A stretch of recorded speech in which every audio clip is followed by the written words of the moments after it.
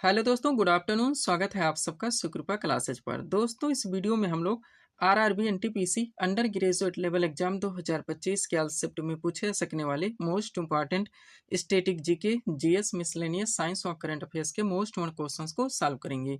दोस्तों, ये सारे क्वेश्चन हमारे आपके एग्जाम में पूछे जाने वाले प्रश्नों के सभी टॉपिक्स, प्रश्नों के लेवल व प्रश्नों के टेंस, इसके अलावा दोस्तों आपके प्रीवियस ईयर एग्जाम्स के प्रश्नों को पूरी तरह से एनालाइज करके बनाया गया एक मोस्ट इंपॉर्टेंट वीडियो है। तो दोस्तों, आप लोग इन्हें कॉन्सेंट्रेट होकर सॉल्व करें। क्वेश्चंस कम सॉल्व होने पर पुनः प्रश्नों का रिवीजन करें, ताकि RRB NTPC under graduate level exam 2025 में आप लोग static GK, GS, miscellaneous science और करंट अफेयर्स के टॉपिक से अच्छा स्कोर कर सके। पीडीएफ आपका दोस्तों पूरी तरह से कंप्लीट कर दिया गया है। आपके एग्जाम में यहाँ से 100 क्वेश्चन में से पूरे 40 क्वेश्चन का वेटेज है, जिसमें आपका पूरा स्टैटिक जीके आएगा, यानी कि परंपरागत सामान्य ज्ञान। आपके जीएस के सब्जेक्ट से क्वेश्चन आएंगे, यानी कि हिस्ट्री, पॉलिटी, ज्योग्राफी, इकोनॉमिक्स, पूरा आपका साइंस यानी कि फिजिक्स, केमिस्ट्री, बायो, मिसलेनियस यानी विविध वाला चैप्टर व करंट अफेयर्स। आपके पूरे पाठ्यक्रम को प्रिपेयर करके आपके पीडीएफ में कंप्लीट कर दिया गया है, जहां जहां से आपके एग्जाम्स में क्वेश्चंस बनने हैं। ओनली 50 रुपीज दोस्तों इस पीडीएफ की पेड फीस रखी गई है। व्हाट्सअप नंबर आप लोगों के सामने, जहां पर आप जुड़कर इस वैकेंसी का कंप्लीट पीडीएफ परचेज कर सकते हैं। तो चलिए दोस्तों, सीधे क्वेश्चंस की ओर चलते हम लोग वीडियो को स्टार्ट करेंगे पॉलिटी के टॉपिक से। पॉलिटी का पहला क्वेश्चन दोस्तों हमारे सामने ही देखेंगे किस टॉपिक से रखा गया है। क्वेश्चन है हमारा, भारतीय संविधान सभा की प्रथम बैठक कब हुई थी? करेक्ट आंसर होगा 9 दिसंबर 1946 ईस्वी में। पॉलिटी का पहला क्वेश्चन दोस्तों हमारा किस टॉपिक से लग गया है? भारतीय संविधान सभा की प्रथम बैठक को लेकर आया हुआ। तो आप लोग जानते हैं दोस्तों, भारतीय संविधान सभा की विभिन्न बैठकें, इनके विभिन्न अधिवेशंस, विभिन्न समितियों का निर्माण व संविधान सभा का निर्माण तथा अंतरिम सरकार, यानी कि बहुत सारे क्वेश्चंस, फैक्ट व कंटेंट यहाँ से निकलते हैं, जो कि आपके एग्जाम में कंटिन्यू पूछे जाते हैं। तो कंप्लीट सीट दोस्तों आपके सामने लगाई गई है। अगर इस सीट को आप लोग अच्छे से प्रिपेयर करके चलते हैं, तो यकीन कीजिएगा दोस्तों, आप अपने एग्जाम्स के लिए बहुत सारे क्वेश्चंस, फैक्ट व कंटेंट से एक साथ पूरी तरह से प्रिपेयर रहेंगे। तो चलिए दोस्तों, इस सुपर टॉपिक को हम लोग पूरी तरह से कंप्लीट करना शुरू करते हैं। क्वेश्चन था हमारा, भारतीय संविधान सभा की प्रथम बैठक कब हुई थी? करेक्ट आंसर होगा 9 दिसंबर 1946 ईस्वी में। अब चलिए दोस्तों, इस सीट को थोड़ा सा अपने सामने करते हैं। देखिएगा, इंपॉर्टेंट पॉइंट्स के जरिए इस टॉपिक को बेसिक से लेकर सब कुछ क्रम से पूरी तरह से कंप्लीट किया गया है। पहला पॉइंट है हमारा, कैबिनेट मिशन की संस्तुतियों के आधार पर भारतीय संविधान के निर्माण के लिए संविधान सभा का गठन जुलाई 1946 ईस्वी में किया गया। आगे बढ़ेंगे। संविधान सभा का प्रथम अधिवेशन 9 दिसंबर 1946 ईस्वी को संसद भवन के केंद्रीय कक्ष में प्रारंभ हुआ। डॉक्टर सच्चिदानंद सिन्हा को सर्वसम्मति से अस्थायी अध्यक्ष चुना गया। नेक्स्ट, 11 दिसंबर 1946 ईस्वी की बैठक में डॉक्टर राजेंद्र प्रसाद को संविधान सभा का अस्थायी अध्यक्ष चुना गया और 13 दिसंबर 1946 ईस्वी की बैठक में पंडित जवाहरलाल नेहरू ने उद्देश्य प्रस्ताव प्रस्तुत कर संविधान की आधारशिला रखी और संविधान के निर्माण का कार्य करने के लिए कई समितियां बनाई गई। इनमें प्रारूप समिति प्रमुख थी। इसकी अध्यक्षता डॉक्टर भीमराव अंबेडकर ने की। आगे बढ़िएगा। प्रारूप समिति में डॉक्टर अंबेडकर के अतिरिक्त एन गोपालास्वामी अयंगर, अल्लाद कृष्णा स्वामी अय्यर, के एम मुंशी, मोहम्मद सादुल्ला, डीपी खेतान, जिनकी मृत्यु 1948 में हो गई थी, तो इनके स्थान पर दोस्तों टीटी कृष्णा मासारी और एन माधवराव अन्य सदस्य थे। हर फैक्ट, हर कंटेंट को आप लोग प्रिपेयर करके चलेंगे। दोस्तों, हम आपको बताना चाहेंगे, हमारे एक सेंटेंस से, एक कॉन्सेप्ट से बहुत सारे क्वेश्चंस, फैक्ट और कंटेंट निकलते हैं, जो कि आपके एग्जाम में भर भर के पूछे जाते हैं। यही वजह दोस्तों अपने वीडियोस में ऑप्शन नहीं लगाते, क्योंकि ऑप्शन से सारी चीजें एक साथ कंप्लीट नहीं हो सकती, केवल कंफ्यूजन क्रिएट होता है और टाइम टेकिंग हो जाता है। जो भी टॉपिक्स दोस्तों हमारे द्वारा जहाँ पे उठाए जाते हैं, उनको वहीं पे बेसिक से लेकर सब कुछ क्रम से पूरी तरह से कंप्लीट कर दिया जाता है। आगे बढ़िएगा। अगला पॉइंट है आपका, बी एन राव को संविधान सभा का संवैधानिक सलाहकार नियुक्त किया गया। वह संविधान निर्माण के समय विभिन्न समितियों का गठन किया गया था। पूरी तरह से आप क्लियर रहेंगे। अब इस सीट को दोस्तों आप लोगों को अच्छे से प्रिपेयर करके चलने हैं, जहां पे दोस्तों संविधान निर्माण के समय जितनी भी महत्वपूर्ण समितियों का गठन किया गया था, उन सभी समितियों के नाम दिए गए। दूसरी तरफ दोस्तों उनकी अध्यक्षता किसके द्वारा की गई थी, पूरी तरह से मेंशन कर दिया गया है। स्टार्ट करते हैं हम लोग। बात की जाए दोस्तों प्रारूप समिति, तो इसकी अध्यक्षता डॉक्टर भीमराव अंबेडकर के द्वारा हुई थी। कार्य संचालन हो गया और निर्मात्री सभा, इसकी अध्यक्षता डॉक्टर राजेंद्र प्रसाद ने की थी। संघ संविधान और संघ शक्ति समिति की अध्यक्षता दोस्तों पंडित जवाहरलाल नेहरू के द्वारा की गई थी। मूल अधिकार हो गया अल्पसंख्यक व प्रांतीय संविधान, इस समिति की अध्यक्षता सरदार वल्लभ भाई पटेल ने की थी। प्रक्रिया हो गया वार्ता तथा तदर्थ झंडा समिति की अध्यक्षता दोस्तों डॉक्टर राजेंद्र प्रसाद के द्वारा की गई थी। अल्पसंख्यक उप समिति दोस्तों बार बार पूछाता है, इसकी अध्यक्षता एच.सी. मुखर्जी के द्वारा की गई थी, ध्यान रखिएगा। आगे बढ़ते हैं दोस्तों। अगला और लास्ट पॉइंट है आपका सदन समिति, जिसकी अध्यक्षता पी पट्टाभ सीतारमैया ने की थी, ध्यान रखेंगे आप लोग। आगे बढ़िएगा। अब संविधान निर्माण को लेकर दोस्तों आपके एग्जाम्स के लिए जितने भी बेसिक क्वेश्चंस निकलते हैं, पूरी तरह से कंप्लीट किया गया है। एक एक क्वेश्चन, एक एक फैक्ट आपके एग्जाम के लिए पूरी तरह से सुपर हो सकते हैं। हर क्वेश्चंस को आप लोगों को प्रिपेयर करके चलनी ही। देखिएगा, पहला पॉइंट है, भारतीय संविधान विश्व का सबसे विशाल संविधान है। इसके निर्माण में 2 वर्ष 11 माह और 18 दिन का समय लगा। नेक्स्ट, संविधान सभा में कुल 389 सदस्य थे, जिनमें से 292 प्रांतीय विधानसभाओं से तथा 93 देशी रियासतों से आए थे। इनके अतिरिक्त 4 सदस्य दोस्तों चीफ कमिश्नरी के 4 प्रांतों से लिए गए थे। ये दोस्तों प्रांत हैं दिल्ली, अजमेर, मारवाड़, कुर्ग और ब्रिटिश बलूचिस्तान। आगे बढ़िएगा। डॉक्टर भीमराव अम्बेडकर को भारतीय संविधान सभा के लिए दोस्तों बॉम्बे विधानसभा से चुना गया था। बाद में वह बंगाल से भी चुने गए, जहां मुस्लिम लीग सत्ता में थी। संविधान सभा के सदस्य भारत के राज्यों की विधानसभाओं के निर्वाचित सदस्यों द्वारा चुने गए थे। प्रत्येक प्रांत तथा प्रत्येक भारतीय राज्यों को उनकी जनसंख्या के अनुपात में कुल स्थान आवंटित किए गए थे। मोटे तौर पर कहा जाए दोस्तों तो 10 लाख के लिए एक स्थान निर्धारित किया गया था। ध्यान रखिएगा आप लोग। आगे बढ़ते हैं। अगला पॉइंट है, 3 जून 1947 की योजना के तहत जब पाकिस्तान के लिए अलग संविधान सभा की स्थापना कब 16 जुलाई 1947 ईस्वी को हुई, तो भारतीय संविधान सभा की सदस्य संख्या घटकर 299 रह गई, जिनमें से दोस्तों 229 प्रांतीय विधानसभाओं और 70 दोस्तों देशी रियासतों का प्रतिनिधित्व करते थे। अच्छे से आपको हर फैक्ट को क्लियर करके चलने हैं। आगे बढ़िएगा। अगला पॉइंट है दोस्तों, भारतीय संविधान 26 नवंबर 1949 ईस्वी को बनकर तैयार हो गया और इसी दिन इसे अंगीकृत यानी कि पारित किया गया।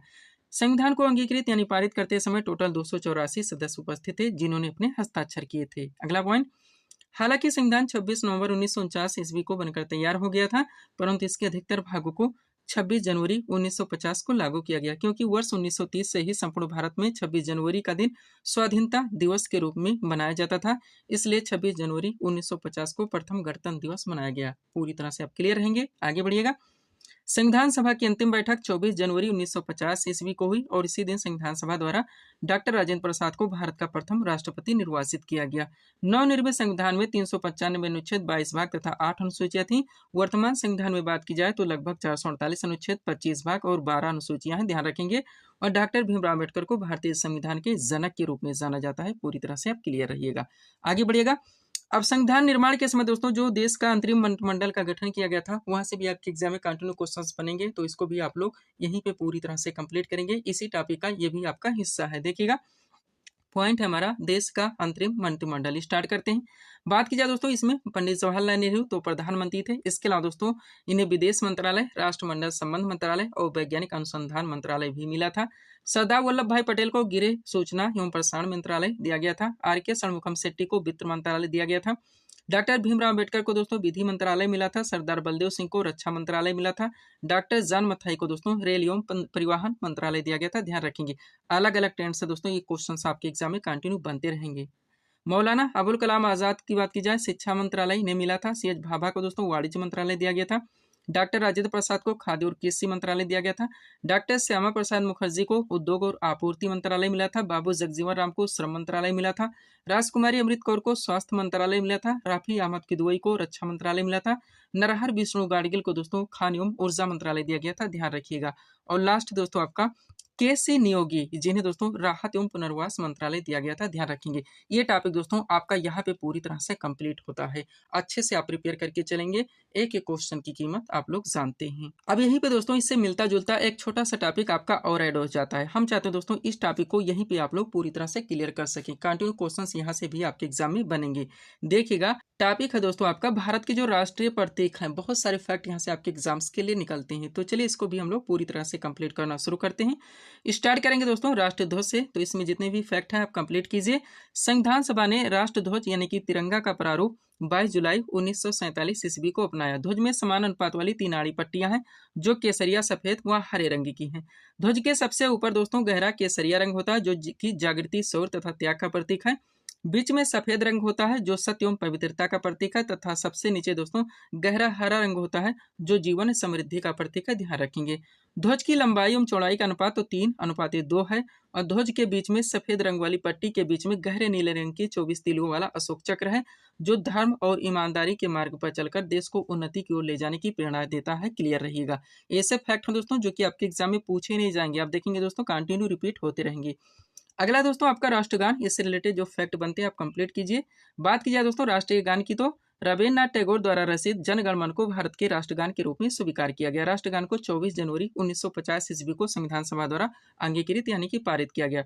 राष्ट्रगान के गायन का समय 52 सेकंड है, किंतु कुछ अवसरों पर इसे संक्षिप्त रूप में भी गाया जाता है, जिसका समय 20 सेकंड है। इसमें 13 पंक्तियां हैं। इस गीत को सर्वप्रथम वर्ष 1911 में भारतीय राष्ट्रीय कांग्रेस के कलकत्ता अधिवेशन में गाया गया था।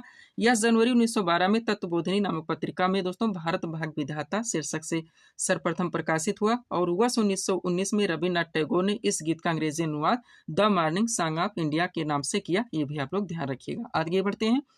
अगला दोस्तों आपका राष्ट्रीय गीत, मोस्ट इम्पोर्टेंट फैक्ट यहाँ से निकलते हैं, देखिएगा।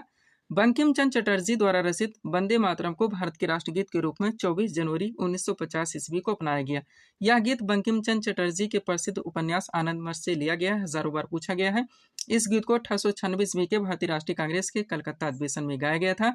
राष्ट्रीय गीत का अंग्रेजी अनुवाद श्री अरबिंदो घोष ने किया है, यह भी आप लोग ध्यान रखेंगे। आगे बढ़िएगा। राष्ट्र चिन्ह की बात की जाए तो 26 जनवरी 1950 ईस्वी को संविधान सभा ने सारनाथ स्थित अशोक स्तंभ के शीर्ष की अनुकृति को राष्ट्रीय चिन्ह के रूप में स्वीकार किया, ध्यान रखेंगे। लास्ट है दोस्तों आपका राष्ट्रीय पंचांग से रिलेटेड फैक्ट देखिए। तो भारत ने सरकारी उद्देश्य के लिए 22 मार्च 1957 ईस्वी को राष्ट्रीय पंचांग को अपनाया। भारतीय राष्ट्रीय पंचांग शक संवत पर आधारित है। भारतीय पंचांग के अनुसार वर्ष का प्रारंभ चैत्र तिथि को होता है, जो ग्रिगोरियन कैलेंडर के अनुसार सामान्य वर्षों में 22 मार्च तथा लीप वर्ष में 21 मार्च को पड़ता है, ध्यान रखिएगा। इस टॉपिक को भी दोस्तों आप लोगों को यहाँ तक पूरी तरह से क्लियर करके चलने हैं, ताकि किसी भी टॉपिक से दोस्तों कोई भी क्वेश्चन आपके एग्जाम में मिस ना हो। पीडीएफ के लिए हमारा व्हाट्सअप नंबर लगा हुआ है। बढ़ेंगे दोस्तों हम लोग पॉलिटी के अगले टॉपिक की ओर। पॉलिटी से अगला क्वेश्चन दोस्तों हमारे सामने ही देखेंगे किस टॉपिक से रखा गया। क्वेश्चन है हमारा, भारतीय संविधान में वर्णित संविधान संशोधन की प्रक्रिया का प्रावधान किस देश के संविधान से लिया गया है? करेक्ट आंसर होगा दक्षिण अफ्रीका के संविधान से। पॉलिटी का अगला क्वेश्चन दोस्तों हमारा किस टॉपिक से लग गया? भारतीय संविधान के विदेशी स्रोत से डायरेक्टली आपके एग्जाम में क्वेश्चंस बनते हैं दोस्तों कि मूल अधिकार किस देश के संविधान से लिया गया, मूल कर्तव्य कहाँ से ली गई, संसदीय व्यवस्था से कहाँ से ली गई, समवर्ती सूची कहाँ से ली गई, संविधान संशोधन प्रक्रिया कहाँ से ली गई, एकल नागरिकता कहाँ से ली गई। तो जितने भी हो सकते हैं पूरी तरह से कंप्लीट करके परफेक्ट सीट आपके सामने लगा दी गई। जब चाहे सीट को आप लोग 2 मिनट में पूरी तरह से रिवाइज कर सकते हैं। तो चलिए दोस्तों इस सुपर टॉपिक को हम लोग पूरी तरह से कंप्लीट करना शुरू करते हैं। क्वेश्चन था हमारा, भारतीय संविधान में वर्णित संविधान संशोधन की प्रक्रिया का प्रावधान किस देश के संविधान से लिया गया है? करेक्ट आंसर होगा दक्षिण अफ्रीका के संविधान से। अब चलिए दोस्तों इस सीट को थोड़ा सा अपने सामने करते हैं, देखिएगा। इंपॉर्टेंट पॉइंट्स के जरिए दोस्तों इस टॉपिक को क्रम से पूरी तरह से कंप्लीट किया गया है। स्टार्ट करते हैं हम लोग ब्रिटेन के संविधान से।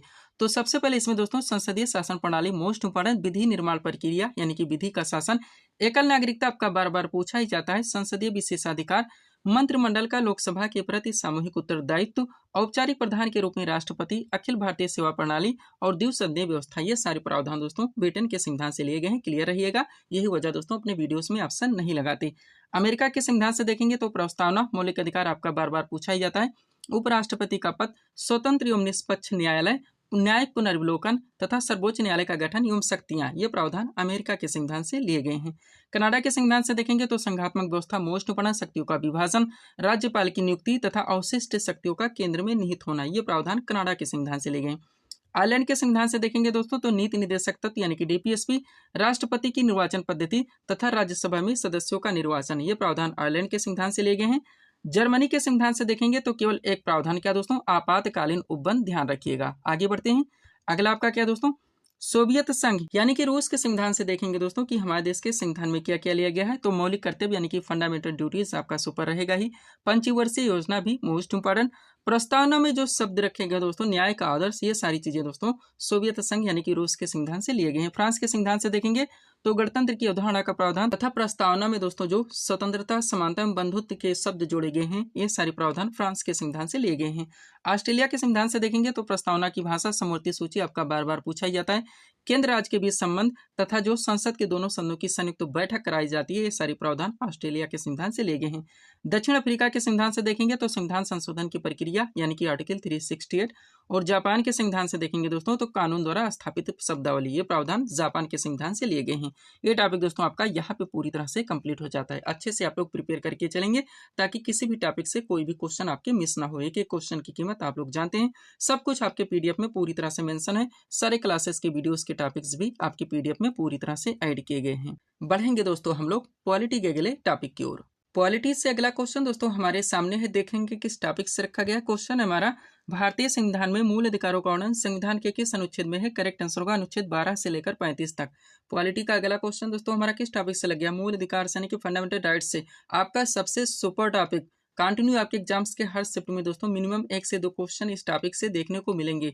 तो कंप्लीट सीट आपके सामने लगाई गई है। अगर इस सीट को आप लोग अच्छे से प्रिपेयर करके चलते हैं तो यकीन कीजिएगा दोस्तों, इस टॉपिक से कोई भी क्वेश्चन आपके एग्जाम में किसी भी टेंट किसी भी फॉर्मेट से पूछे जाते हैं, क्वेश्चन आपसे मिस होंगे और ना एग्जाम में आपको तुक्का लगाना पड़ेगा।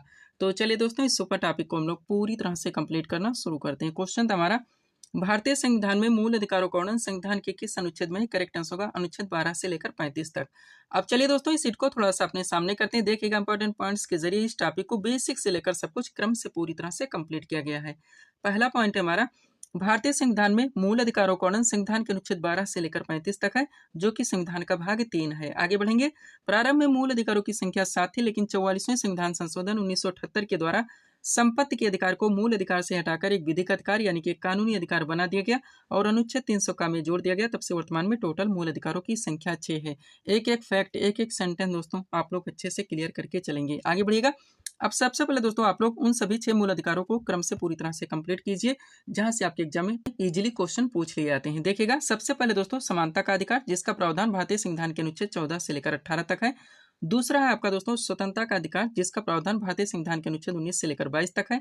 तीसरा आपका शोषण के विरुद्ध अधिकार, जिसका प्रावधान भारतीय संविधान के अनुच्छेद 23 से लेकर 24 तक है। चौथा दोस्तों आपका धार्मिक स्वतंत्रता का अधिकार, जिसका प्रावधान भारतीय संविधान के अनुच्छेद 25 से लेकर 28 तक है। पांचवा आपका संस्कृति तथा शिक्षा संबंधी अधिकार, जिसका प्रावधान भारतीय संविधान के अनुच्छेद 29 से लेकर 30 तक है। और छठा दोस्तों संवैधानिक उपचारों का अधिकार, जिसका प्रावधान भारतीय संविधान के अनुच्छेद 32 में क्लियर रहिएगा।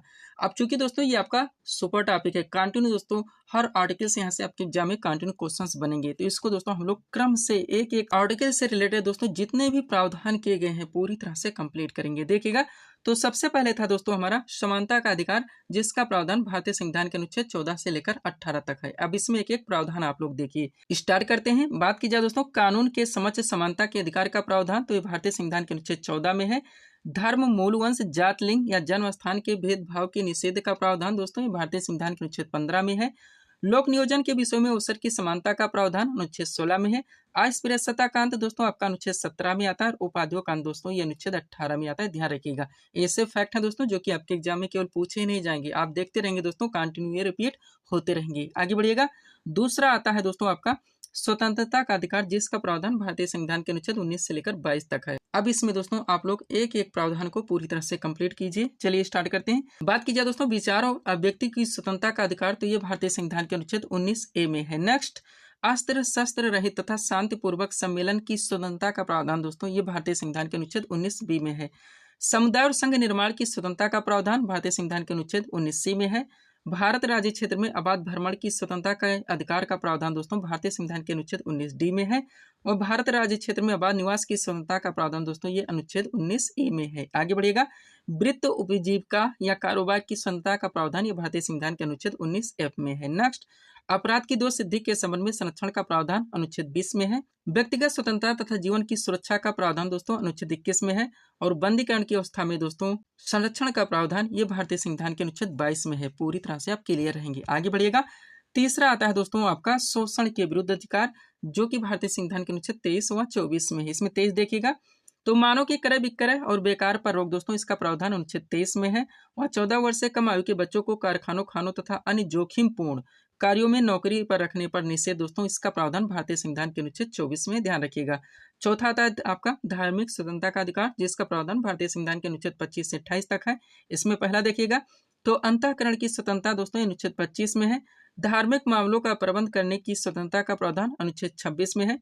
धार्मिक व्यय के लिए निश्चित धन पर कर अदायगी में छूट, इसका प्रावधान अनुच्छेद 27 में है। और शिक्षण संस्थाओं में धार्मिक शिक्षा प्राप्त करने या न करने की स्वतंत्रता का प्रावधान दोस्तों ये अनुच्छेद 28 में है। पूरी तरह से आप क्लियर रहेंगे। आगे बढ़िएगा।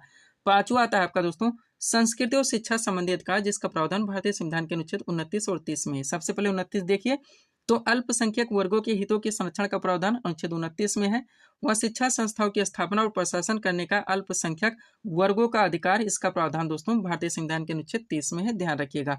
छठा आता है दोस्तों आपका संवैधानिक उपचारों का अधिकार। बहुत सारे कंटेंट यहाँ से निकलेंगे। देखिएगा, संवैधानिक उपचारों का अधिकार जो कि भारतीय संविधान के अनुच्छेद 32 में है। बहुत सारे कंटेंट यहाँ से आपके एग्जाम में बनते हैं। देखिएगा, पॉइंट है आपका, संविधान द्वारा प्रदान किए गए इस अधिकार को डॉक्टर भीमराव अंबेडकर ने संविधान का हृदय तथा आत्मा की संज्ञा दी है।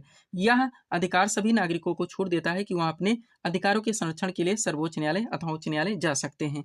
सर्वोच्च न्यायालय एवं उच्च न्यायालय मौलिक अधिकारों को लागू करने के लिए राज्य सरकारों को निर्देश दे सकती है। तो तथा अवहेलना की स्थिति में सर्वोच्च न्यायालय अनुच्छेद 32 तथा उच्च न्यायालय अनुच्छेद 226 के तहत निम्नलिखित रिट जारी कर सकती है। इन्हें न्यायिक अभिलेख कहा जाता है। ये 5 तरह के हैं दोस्तों, अभी आप लोग क्लियर करेंगे। सबसे पहले एक पॉइंट देखिए, तो 86वें संविधान संशोधन 2002 के द्वारा शिक्षा के अधिकारों को मौलिक अधिकार में शामिल किया गया, क्लियर रहेंगे, तथा इसे अनुच्छेद 21 का के अंतर्गत वर्णित किया गया। इसके अनुसार 6 से 14 वर्ष तक के समस्त बच्चों के दोस्तों निःशुल्क तथा अनिवार्य शिक्षा की व्यवस्था की गई। आप लोग क्लियर रहेंगे। आप चलिए दोस्तों उन 5 न्यायिक अभिलेखों को भी आप लोग क्लियर कर लीजिए। पॉइंट है आपका, ये 5 न्यायिक अभिलेख इस प्रकार है। चलिए सबसे पहले बंदी प्रत्यक्षीकरण देखिए। तो इसके अंतर्गत जो प्रावधान किया गया है, यह कार्यपालिका व निजी व्यक्ति दोनों के विरुद्ध उपलब्ध अधिकार है जो अवैध निषेध के विरुद्ध व्यक्ति को सशरीर अपने सामने प्रस्तुत किए जाने का आदेश जारी करता है। न्यायालय दोनों पक्षों को सुनकर यह निर्णय लेता है कि निषेध उचित है अथवा अनुचित। ये सारी चीज दोस्तों आपके एग्जाम में कॉन्सेप्चुअल भी पूछी जाती है, क्लियर रहिएगा। परमादेश देखिए दोस्तों, तो इसका शाब्दिक अर्थ है हम आदेश देते हैं। क्या उस समय जारी किया जाता है जब कोई पदाधिकारी अपने सार्वजनिक कर्तव्य का पालन नहीं करता, इस रिट के माध्यम से उसे अपने कर्तव्य का पालन करने को का आदेश जारी किया जाता है, यानी कि दिया जाता है। ध्यान रखेंगे। आगे बढ़िएगा। तीसरा न्यायिक अभिलेख आता है आपका दोस्तों ओतप्रेषण। इसका शाब्दिक अर्थ और अधिक जानकारी प्राप्त करना है। यह आदेश कानूनी क्षेत्राधिकार से संबंधित त्रुटियों अथवा अधीनस्थ न्यायालय से कुछ सूचना प्राप्त करने के लिए जारी किया जाता है। चौथा, अधिकार परीक्षा। जब कोई व्यक्ति ऐसे पदाधिकारी के रूप में कार्य करने लगता है जिसका वह वैधानिक रूप से अधिकारी नहीं है, तो न्यायालय इस रिट के द्वारा पूछता है कि वह किस आधार पर इस पद पर कार्य कर रहा है। इस प्रश्न का समुचित उत्तर देने तक वह कार्य नहीं कर सकता, क्लियर रहेगा। और पांचवा है दोस्तों आपका प्रतिषेध। यह तब जारी किया जाता है जब कोई न्यायिक अधिकरण अथवा अर्ध न्यायिक प्राधिकरण अपने क्षेत्राधिकार का अतिक्रमण करता है। इसमें प्राधिकरण न्यायालय को कार्यवाही तत्काल रोकने का आदेश दोस्तों जारी किया जाता है, यानी कि दिया जाता है, क्लियर रहिएगा। आगे बढ़ते हैं दोस्तों। अब मौलिक अधिकारों का निलंबन किस तरह से होता है, इससे रिलेटेड जितने भी फैक्ट बनते हैं आप क्लियर कीजिए ताकि टॉपिक आपका अच्छे से कंप्लीट हो सके। पॉइंट है आपका मौलिक अधिकारों का निलंबन। पहला पॉइंट, जब राष्ट्रपति देश में अनुच्छेद 352 के तहत राष्ट्रीय आपातकाल की घोषणा कब किस आधार पर, तो युद्ध और बाह्य आक्रमण के आधार पर देता है, तो अनुच्छेद 19 के तहत दोस्तों प्राप्त सभी मौलिक अधिकार स्वतः निलंबित हो जाते हैं। ध्यान रखिएगा। नेक्स्ट, अन्य मौलिक अधिकारों को राष्ट्रपति अनुच्छेद 359 के तहत अधिसूचना जारी कर निलंबित कर सकता है। 44वें संविधान संशोधन 1978 के अनुसार अनुच्छेद 20 जिसमें प्रावधान किया गया है अपराधों के लिए दोष सिद्धि के संबंध में संरक्षण, और अनुच्छेद 21 जिसमें प्रावधान किया गया है जीवन और व्यक्तिगत स्वतंत्रता की सुरक्षा को निलंबित नहीं किया सकता, क्लियर रहिएगा। डायरेक्टली आपके एग्जाम में क्वेश्चन बनते हैं दोस्तों कि वो आपके कौन कौन से अधिकार हैं या राइट्स हैं दोस्तों जो कि आपातकाल के दौरान भी नष्ट नहीं होते, खत्म नहीं होते, समाप्त नहीं होते, तो अनुच्छेद 20-21 से ध्यान रखिएगा। अगला पॉइंट, इस प्रकार देश में आपात स्थिति में राष्ट्रपति अधिसूचना जारी कर अनुच्छेद 20 और 21 द्वारा प्रदत्त अधिकारों को छोड़कर से सभी मौलिक अधिकारों को स्वतः निलंबित कर सकता है, क्लियर रहिएगा। आगे बढ़ते हैं। एक छोटा सा नोट देखिए ताकि टॉपिक आपका पूरी तरह से क्लियर हो सके। दोस्तों मौलिक अधिकार को भारतीय संविधान का मैग्ना कार्टा कहा जाता है, क्लियर रहेगा। और भारतीय संविधान में वर्णित मौलिक अधिकार ये अमेरिका के संविधान से लिए गए हैं। यहाँ पे आपका ये टॉपिक पूरी तरह से कंप्लीट हो जाता है। अब यहीं पे दोस्तों एक छोटा सा आपका अधिकार है, हालांकि दोस्तों ये मौलिक अधिकार का हिस्सा नहीं है लेकिन क्वेश्चन आपके एग्जाम में बन सकते हैं, तो इसको भी आप लोग यहीं पे पूरी तरह से कंप्लीट कीजिए। देखिएगा क्या है दोस्तों, सूचना का अधिकार यानी कि राइट टू इन्फॉर्मेशन, RTI आप लोग नाम सुने होंगे। इससे रिलेटेड फैक्ट देखिए, तो भारतीय नागरिकों को सूचना का अधिकार वर्ष कानून दोस्तों 2005 प्राप्त है, जो संपूर्ण देश में 12 अक्टूबर 2005 से लागू है। यद्यपि यह एक मौलिक अधिकार नहीं है, परंतु इस अधिकार के उल्लंघन करने के क्रम में संदर्भित अधिकारी को दंडित करने का प्रावधान किया गया है, क्लियर रहिएगा। सूचना आयोग ने राष्ट्रीय एवं राज्य स्तरीय निकाय का गठन इस अधिकार को लागू करने के उद्देश्य से किया है, ये भी आप लोग ध्यान रखेंगे। PDF के लिए दोस्तों ये हमारा व्हाट्सअप नंबर लगा हुआ है। बढ़ेंगे दोस्तों अब हम लोग हिस्ट्री के टॉपिक की ओर। हिस्ट्री से पहला क्वेश्चन दोस्तों आपके सामने ही देखेंगे किस टॉपिक से रखा गया। क्वेश्चन हमारा, महात्मा बुद्ध ने अपना पहला उपदेश कहाँ पर दिया था? करेक्ट आंसर होगा सारनाथ ऋषिपत्तनम में। हिस्ट्री से पहला क्वेश्चन दोस्तों हमारा किस टॉपिक से लग गया? बौद्ध धर्म से। आपका सुपर टॉपिक है दोस्तों, कंटिन्यू आपके एग्जाम्स के हर शिफ्ट में ऐसे क्वेश्चन देखने को मिलते रहेंगे। तो कंप्लीट सीट आपके सामने लगा दी गई है, अच्छे से आप लोगों को प्रिपेयर करके चलने हैं। चलिए शुरू करते हैं हम लोग। क्वेश्चन था हमारा, महात्मा बुद्ध ने अपना पहला उपदेश कहाँ पर दिया था? करेक्ट आंसर होगा सारनाथ ऋषिपत्तनम में। आप चलिए दोस्तों इस सीट को थोड़ा सा अपने सामने करते हैं। देखिएगा इंपॉर्टेंट पॉइंट्स के जरिए इस टॉपिक को बेसिक से लेकर सब कुछ क्रम से पूरी तरह से कंप्लीट किया गया है। पहला पॉइंट हमारा, गौतम बुद्ध का जन्म कपिलवस्तु के निकट लुम्बिनी ग्राम में 563 ईसापुर में हुआ था। क्लियर रहेंगे। इनके पिता का नाम शुद्धोधन था जो कि साकीगढ़ के प्रधान थे, और माता का नाम महामाया था जो कि कोलीगढ़ की राजकुमारी थी। अगला पॉइंट, महात्मा बुद्ध की पत्नी का नाम यशोधरा और पुत्र का नाम राहुल था। महात्मा बुद्ध ने 29 वर्ष की आयु में गृह त्याग किया, जिसे बौद्ध ग्रंथों में महाभिनिष्क्रमण के नाम से जाना जाता है। आगे बढ़ेंगे। महात्मा बुद्ध को ज्ञान की प्राप्ति 35 वर्ष की अवस्था में उर्वेला निरंजना नदी के किनारे हुई थी। महात्मा बुद्ध ने मल्ल गणराज्य की राजधानी कुशीनारा, जिसे कि वर्तमान कुशीनगर के नाम से जाना जाता है, में 483 ईसापुर में 80 वर्ष की अवस्था में शरीर त्याग दिया, जिसे बौद्ध ग्रंथों में महापरिनिर्वाण कहा जाता है। आगे बढ़ेंगे। गौतम बुद्ध ने अपना पहला उपदेश सारनाथ ऋषिपत्तनम में दिया, जिसे बौद्ध ग्रंथों में धम्म चक्र परिवर्तन कहा जाता है। ध्यान रखेंगे आप लोग। आगे बढ़िएगा। अगला पॉइंट यहाँ से दोस्तों आपका, महात्मा बुद्ध ने अपने सर्वाधिक उपदेश कौशल की राजधानी श्रावस्ती में दिए। क्लियर रहेंगे। प्रतीत समुत्पाद को गौतम बुद्ध की शिक्षाओं का सार कहा जाता है, हजारों बार पूछा गया है। बौद्ध धर्म अनीश्वरवादी तथा अनात्मवादी है। बुद्ध हो गया, संघ एवं धम्म, ये तीनों दोस्तों बौद्ध धर्म के त्रिरत्न है। क्लियर रहिएगा आप लोग। आगे बढ़िएगा। अभी सीट को दोस्तों आप लोगों को अच्छे से रिवाइज रखने हैं, जहां पे दोस्तों बुद्ध के जीवन से संबंधित जो महत्वपूर्ण घटनाएं दोस्तों आपके एग्जाम में क्वेश्चंस पूछे जाते हैं दोस्तों, इनके जीवन संबंधी घटनाओं प्रतीक चिन्हों के लेकर, तो इसको भी आप लोग कंप्लीट करेंगे। देखिएगा पॉइंट हमारा, बुद्ध के जीवन से संबंधित घटनाएं, उनके प्रतीक चिन्ह। एक तरफ दोस्तों विभिन्न घटनाओं के नाम दिए गए हैं, दूसरी तरफ दोस्तों उनसे संबंधित प्रतीक चिन्हों के नाम दिए गए हैं। स्टार्ट करते हैं हम लोग। बात की जाए दोस्तों जन्म, तो इसका प्रतीक जो है कमल एवं साण है। गृह त्याग की घटना है दोस्तों घोड़ा है। ज्ञान का प्रतीक दोस्तों पीपल वृक्ष है। निर्वाण का प्रतीक दोस्तों पद चिन्ह है, व मृत्यु का प्रतीक दोस्तों स्तूप है। ध्यान रखिएगा आप लोग। आगे बढ़ते हैं।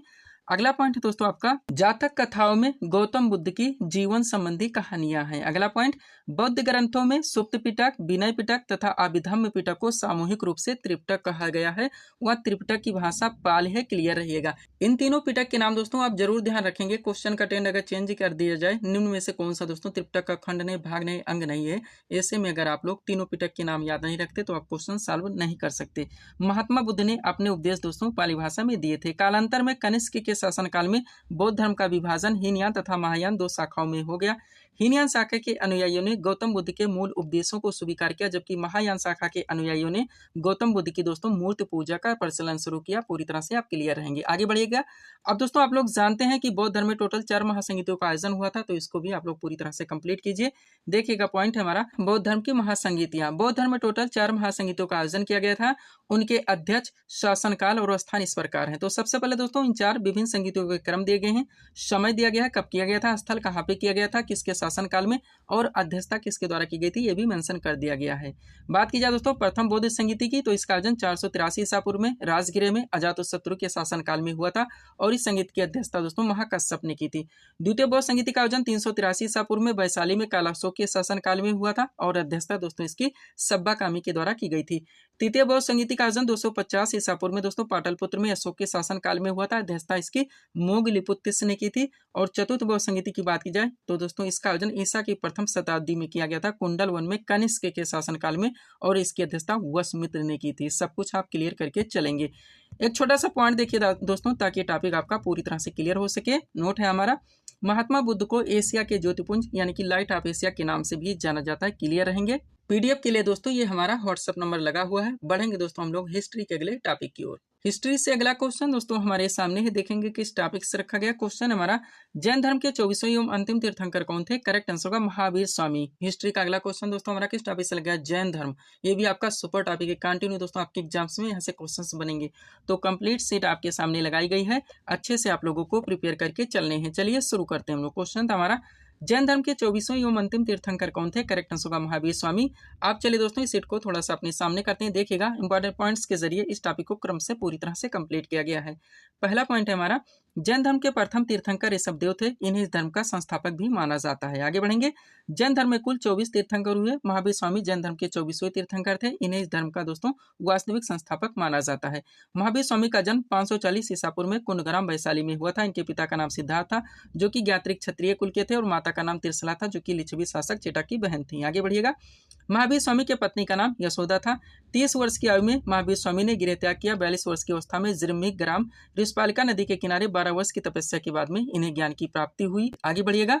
यहाँ से अगला पॉइंट है दोस्तों आपका, महावीर स्वामी का परिनिर्वाण यानी कि मृत्यु 72 वर्ष की अवस्था में 468 ईसापुर में पावपुरी में हुई थी। अगला पॉइंट, महावीर स्वामी ने 5 महाव्रतों के पालन का उपदेश दिया। ये 5 महाव्रत हैं, सत्य है, अहिंसा है, अस्तेय, अपरिग्रह एवं ब्रह्मचर्य। इनमें से शुरू के 4 महाव्रत जैन धर्म के 23वें तीर्थंकर पार्श्वनाथ के थे। अंतिम महाव्रत ब्रह्मचर्य महावीर स्वामी ने जोड़ा। जैन धर्म में कर्म फल से छुटकारा पाने के लिए त्रिरत्न का पालन आवश्यक माना गया है। ये त्रिरत्न है सम्यक दर्शन, सम्यक ज्ञान एवं सम्यक आचरण। आगे बढ़ेंगे। जैन धर्म अनीश्वरवादी है। जैन धर्म में आत्मा की मान्यता है। महावीर स्वामी पुनर्जन्म एवं कर्मवाद में विश्वास करते थे और जैन साहित्य को आगम कहा जाता है। नेक्स्ट पॉइंट, महावीर स्वामी अपने उपदेश प्राकृत भाषा में दिए।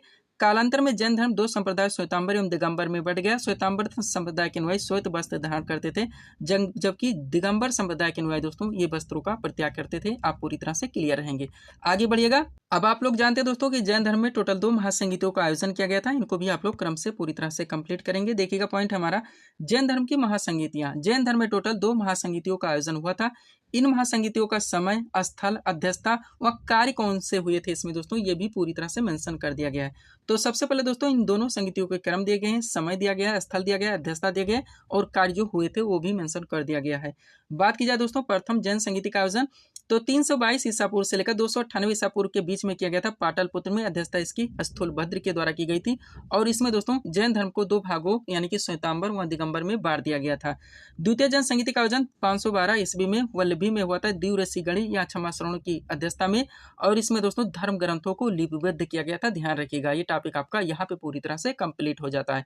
पीडीएफ के लिए दोस्तों ये हमारा व्हाट्सएप नंबर लगा हुआ है। बढ़ेंगे दोस्तों अब हम लोग साइंस के टॉपिक की ओर।